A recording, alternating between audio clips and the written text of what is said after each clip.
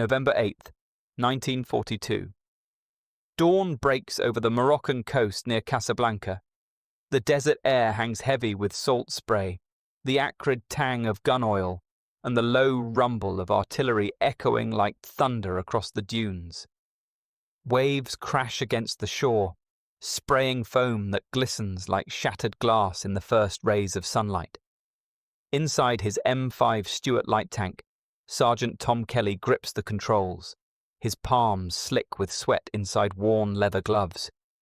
His heart pounds louder than the Cadillac engines purring beneath him, vibrating the thin steel hull. Around him, the 1st Armoured Division's column snakes through the sands, kicking up clouds that sting like needles on exposed skin. The radio crackles, static slicing through the tension. Panzers inbound, closing fast. Kelly squints through the periscope. On the horizon, German tanks loom, hulking, menacing, their 75mm guns swiveling like predators scenting blood. His M5, a mere 15 tons with a 37mm cannon, feels like a child's toy against them.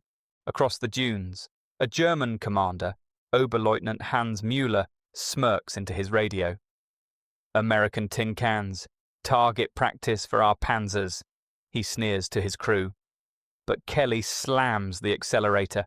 The Stuart surges forward at 36 miles per hour, outpacing the lumbering Mark IVs like a greyhound sprinting past plough horses.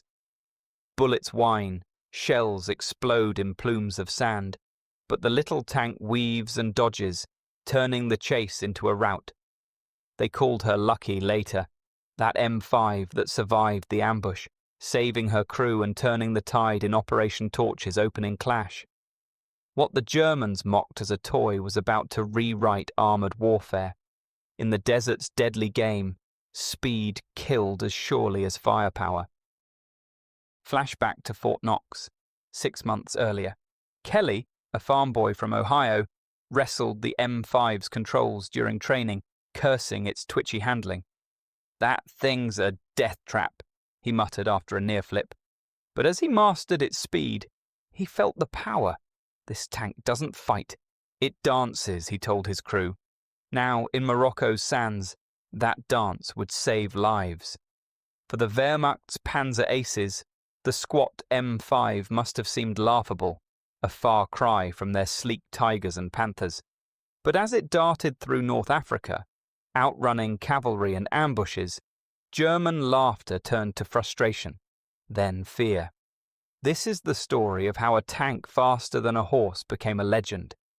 It's how Detroit's ingenuity humbled the Third Reich's armoured might. It's how a lightweight underdog won the heaviest battles of World War II. The Germans learned a bitter lesson. Underestimate American industry at your peril. Before the M5 Stuart ever tasted North African sand, it was born in the chaos of 1940, when Europe burned under Hitler's blitzkrieg. In Washington, US Army planners pored over reports of German panzers crushing France. "Our tanks, our relics," warned General Adner Chaffee, father of American armoured forces. The M2 Light, with its 14mm gun, was no match for Panzer IIIs. Across the Atlantic, British allies fighting Rommel in Egypt tested Lend-Lease M3 Stuarts. They nicknamed them Honey for their smooth handling, but pleaded for upgrades. "Faster, tougher," they wrote. "We need tanks to outrun Jerry's heavies." In Detroit, General Motors' Cadillac division answered the call. "Tanks are just cars with armor," quipped lead designer Harry Mitchell. But the task was daunting. Build a light tank that's fast, reliable, and mass-producible, now. Test driver Earl Holman, a Michigan mechanic, shared vivid memories in a 1946 memoir. "We pushed the first M5 prototype at Aberdeen Proving Ground until it roared, reached 40 miles per hour, then flipped on a sharp turn, scared us senseless. Every crash taught lessons. Lower the hull, widen the tracks, refine the V8s. Cadillac's engineers, undeterred, pressed forward. We're building a race car for war," lead designer Harry Mitchell told his team. By 1941, the M5 stood ready, sleek, swift, designed to flood the front lines. German overconfidence, fueled by tests of captured M3 Stuarts, blinded them to the upgrade. They would soon discover what speed could unleash in battle. To understand why a tank faster than a horse changed World War II, you must go back to North Africa's brutal sands. By late 1942, the Desert War was a grinding stalemate. Erwin Rommel's Africa Corps, with battle-hardened Panzers, had nearly broken the British Eighth Army at El Alamein. German generals, masters of blitzkrieg, believed their tactics and heavy armor would crush any American intervention. The Americans, Rommel scoffed in a staff meeting, per ultra intercepts. They'll bring Hollywood toys, flashy, fragile. The Abwehr's reports painted US forces as green, their gear untested. Light tanks like the M5 Stuart, mere scouts, easy prey for 88mm guns that shredded British Matildas and Crusaders. The Allies saw a different picture. Operation Torch, launched November 8, 1942, was America's first major offensive, a three-pronged invasion of Morocco, Algeria and Tunisia with 107,000 troops. The goal was to trap Rommel between Montgomery's eastern push and American armor from the west. But the terrain was unforgiving. Vast deserts, rocky wadis and shifting sands crippled heavy tanks. Speed and reliability were as vital as firepower. The M5 Stuart, born from America's wartime industrial surge, was designed for this moment. The stakes were immense. By 1941, as Hitler invaded Russia, the US Army knew its pre-war tanks were outdated. The M3 Stuart had earned British affection but needed upgrades. General Motors' Cadillac division, known for luxury cars, stepped up. William Knudsen, GM's president and Roosevelt's production czar, declared, "We'll build tanks like Cadillacs, fast, reliable, in numbers the Germans can't fathom." The War Production Board acted swiftly. Factories retooled overnight.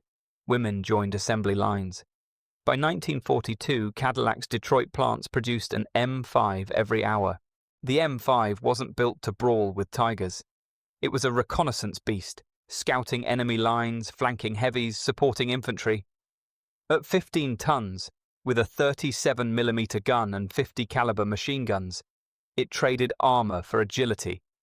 Its secret weapon was twin Cadillac V8 engines, adapted from luxury sedans, delivering 220 horsepower and 36 miles per hour, faster than cavalry horses, which maxed at 25 to 30 miles per hour in bursts. In North Africa's vast theatre, where distances dwarfed European fronts, speed was everything. Rommel's Panzers, hampered by fuel shortages and maintenance woes, crawled at 15 to 20 miles per hour. The M5 could dash, dodge, and vanish. German intelligence laughed it off. Luftwaffe pilots over Allied convoys radioed, "American midgets, easy targets for our 88s. But Torch would reveal the Stuart's role.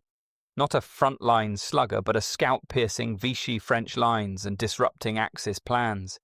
The British, receiving thousands via Lend-Lease, loved them. "The Honey's a darling," a tanker said. "She runs like the wind, stings like a bee." The real test waited in Tunisia's hills, where Rommel's veterans lurked. The stage was set. In war, the tortoise doesn't always win. Sometimes the hare with a cannon does. Intelligence was spotty. Ultra-decrypts offered glimpses of Rommel's plans. But ground truth depended on scouts like the M5. Germans testing captured M3s underestimated the M5's upgrades. "Light tanks are relics," an Abwehr report sneered. "Americans will learn. In the desert, weight wins." They couldn't grasp the scale. GM built 8,884 M5s by 1944, flooding fronts while German workshops begged for parts. Veteran stories set the tone.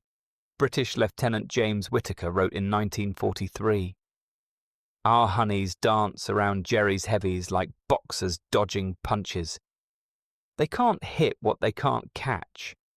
American trainees like Corporal Harold Baumgarten grumbled about the tin can in Louisiana swamps. In a 1985 oral history, he said, we called her Mosquito, small, fast, annoying to the enemy. Drills showed us. Outrun the foe, tag 'em, escape. The M5 was Detroit's might, ready to outpace the Reich's iron horses. The M5's edge shone against rivals. The German Panzer II, at 9 tons, hit 25 miles per hour but carried a weak 20mm gun, outgunned by the M5's 37mm. British Valentines, at 16 tons, plodded at 15 miles per hour, too slow for recon. Soviet T-70s, also light, managed 28 miles per hour, but broke down often. The M5's 100-mile range and V8 reliability let it roam deserts where others stalled. A British report noted, the Stuart's speed saves lives. Panzers can't chase what's already gone. The M5 Stuart wasn't born in a vacuum. It was forged in the crucible of American industry. General Motors' Cadillac division, known for luxury sedans, turned wartime urgency into engineering triumph. Cadillac seemed an unlikely tank maker.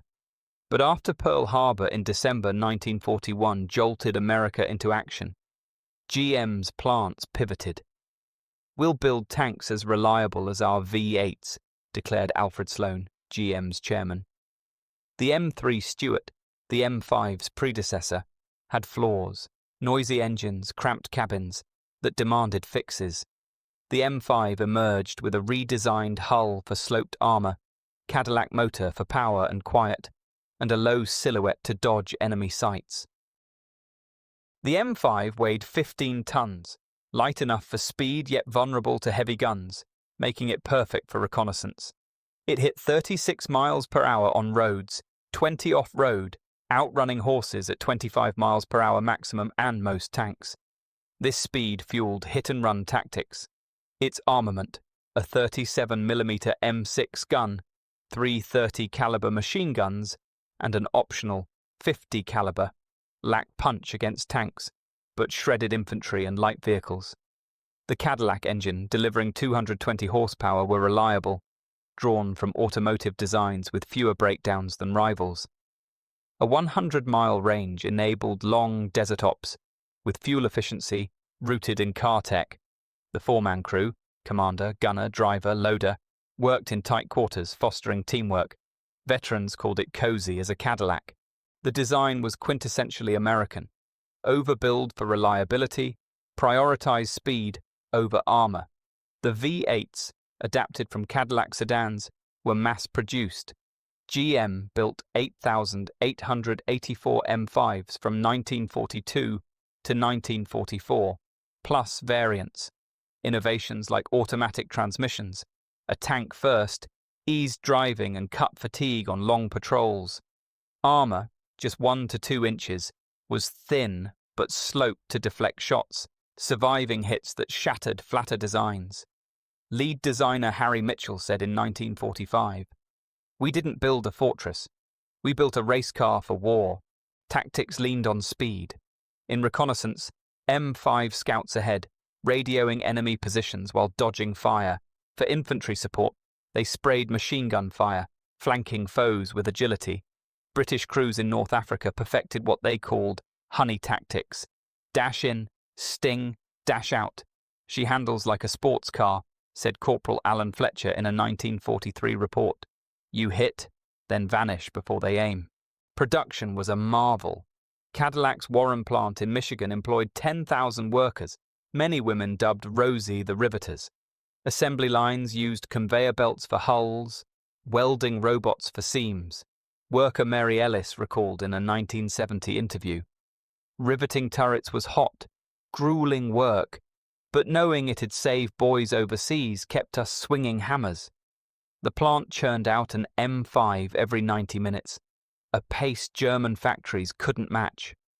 By 1943, GM's output overwhelmed Axis scarcity. 20,000 light tanks total, including variants. The M5's engineering was a leap. The twin V8s, borrowed from Cadillac's LaSalle sedans, were modified for desert grit. Air filters, inspired by car AC systems, kept sand out. Radiators, scaled from luxury models, handled scorching heat. Automatic transmissions, adapted from GM's Hydra-matic, let novice drivers focus on combat, not gears. Engineer Tom Riley in his memoirs said, "We took a Cadillac's heart and gave it armor. Drove 500 miles non-stop. No breakdowns. Germans used horses for half their logistics. We outran them with tanks. The sloped armor, inspired by naval designs, deflected small caliber rounds. A 1942 test showed an M5 surviving 20mm hits that pierced flat-plated Panzer IIs. The gyro stabilizer, a US innovation, let gunners fire on the move. Crude, but effective. Maintenance was simple. Interchangeable parts. A GM hallmark allowed field repairs under fire. Mechanic Joe Russo noted in 1944, "Swap a track in 20 minutes. Try that with a Panther." Training was brutal but revealing. At Fort Knox, crews like Private Sam Rizzo flipped M5s in sandpits. In 1972, he said, "She was twitchy. First run, we spun out, but learn her curves, and she'd outrun jeeps." British trainees in Egypt shared tales. Corporal Reg Hargreaves recalled, "One honey raced a Bedouin horse. Tank won by a nose. Mishaps taught lessons. A flipped M5 in California led to wider tracks." Driver Ed Thompson said, "After a crash, we respected her. She wasn't a Sherman, but she was ours." Risks were real. Thin armor earned the nickname Ronson, light's first time, when hit by heavy guns. But speed was the shield. Gunner Bill Harlan, surviving Kasserine, said, "You don't get hit if you're gone. We dodged a Tiger's 88mm, zipped away, lived to fight." The M5 embodied US doctrine, mobility over might, quantity with quality. Germans, wedded to heavy tanks, mocked it as a scout with delusions. In Africa's vastness, the horse beater was ready to gallop. The M5 Stuart's legend began in the chaos of Operation Torch, where American greenhorns met Axis veterans. On November 8, 1942, the 1st Armoured Division's C Company rolled ashore at Casablanca. Vichy French forces, expecting an easy defence, were stunned as Stuart zipped through dunes at 30 miles per hour, outflanking gun nests. A French officer captured later said, "They came like ghosts, too fast to hit." As waves crashed, M5s dashed inland, scouting routes for heavier Shermans. Lieutenant Frank Sousa's platoon faced French Renault tanks, outdated but armed. The M5s circled like wolves, dodging shells while 37mm guns chipped away. Sousa wrote in his diary, "We ran rings around them. Speed was our edge."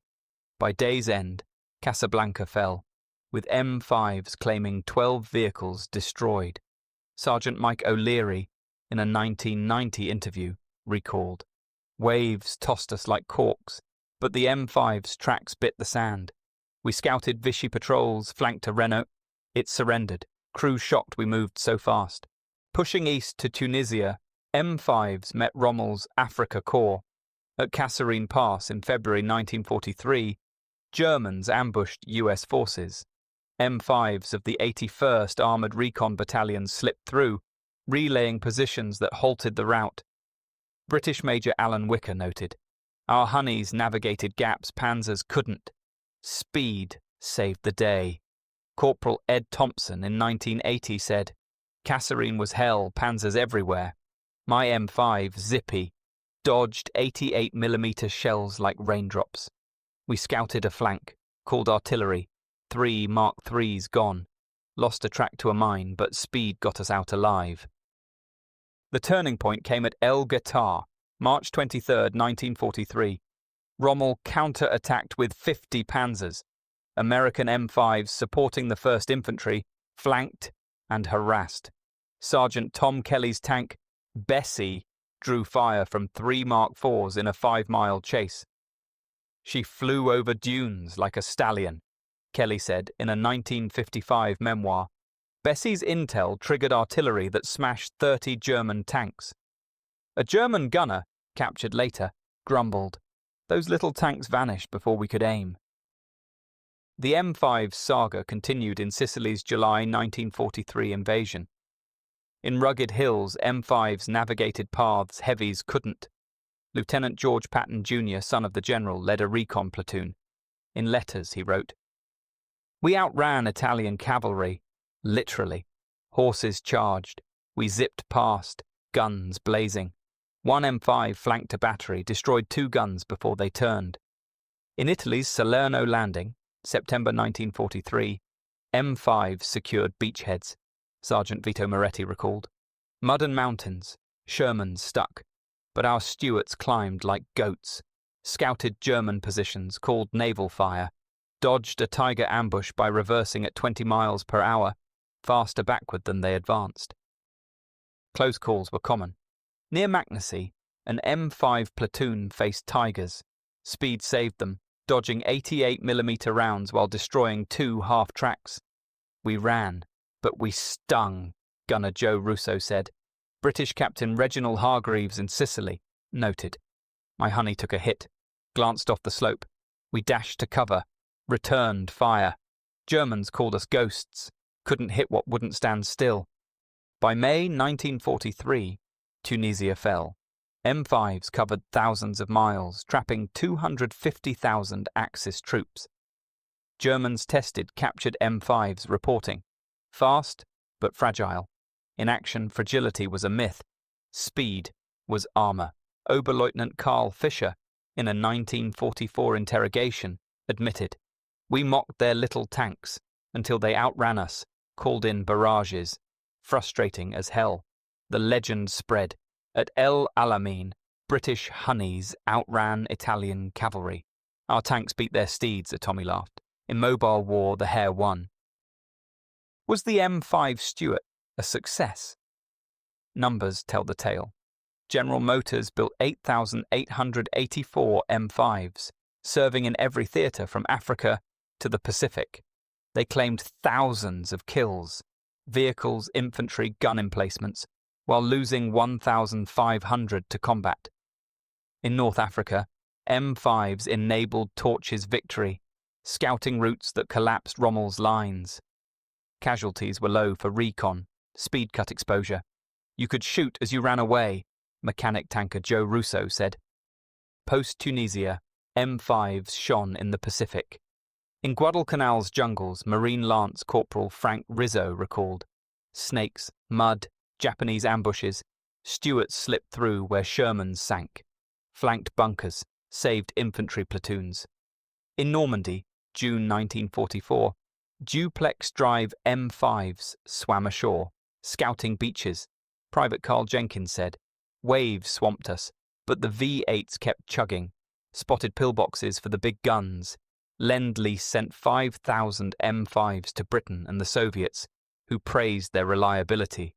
Soviet Lieutenant Ivan Petrov noted, "Fast as Cossack ponies, scouted German flanks at Kursk, saved T-34s." Quantitative impact was stark.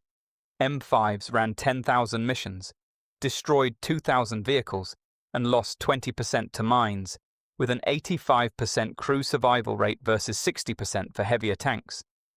Variants, like the M5A1, with upgraded turrets, extended its life. Aftermath saw the M5 evolve into the M24 Chaffee by 1944, but Stuarts fought on in Italy and the Pacific. GM's output, over 20,000 light tanks, overwhelmed Axis scarcity. Engineer Tom Riley reflected in 1950. The M5 showed speed could beat size. It shaped the Chaffee, made tanks nimble. Recognition came late. Eisenhower in 1945 said, "Our light tanks scouted victory's paths. Museums preserve M5s, reunions honor crews."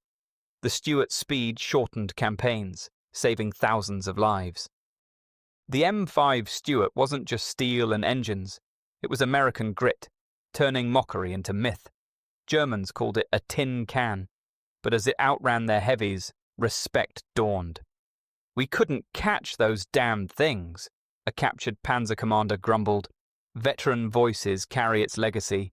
Sergeant Joe Cotton, in his World War II memoir, wrote, "Inside the M5, it was hot, cramped, but she saved us time and again. Speed was our armor.